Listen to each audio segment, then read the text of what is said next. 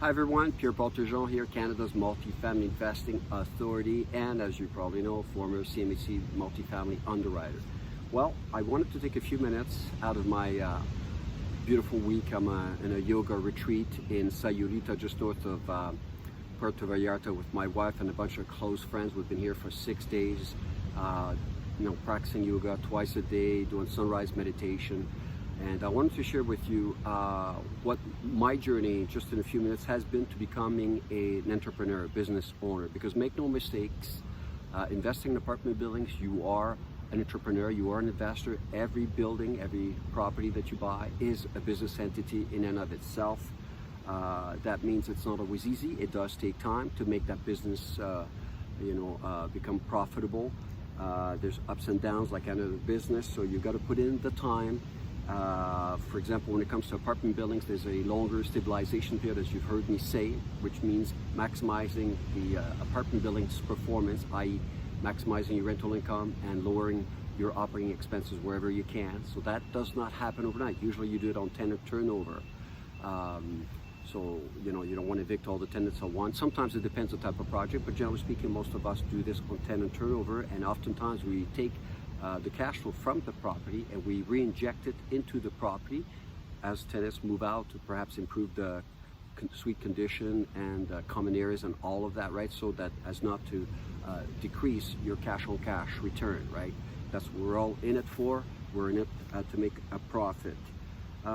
You also have to deal with your investors. If, like me, you raise private capital, or you raise capital from private individuals, you gotta nurture the relationship with your investors. You gotta report to them and all of that.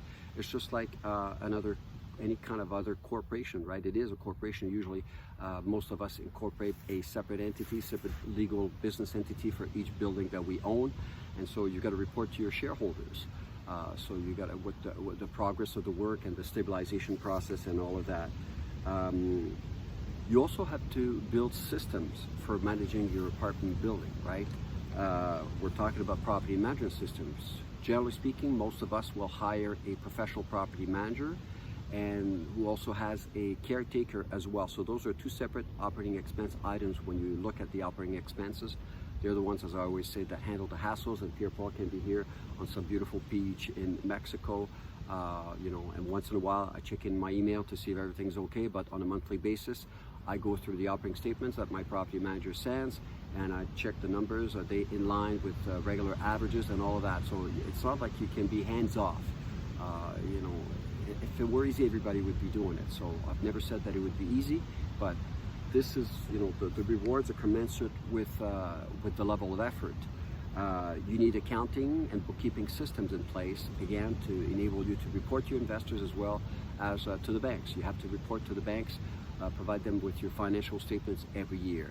But again, if you put these systems in place, which takes a little bit of time, it's amazing, because then it frees your time. Like, that's why I can be here and still do some work if I want to, if I choose to. I don't always necessarily have to.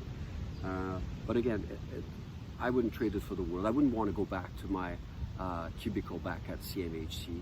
I never had this degree of freedom and the money and the freedom of thought, and to reset, right? Because I'm not going to dispute, I live at a pretty crazy and fast pace. I travel across Canada also for workshops.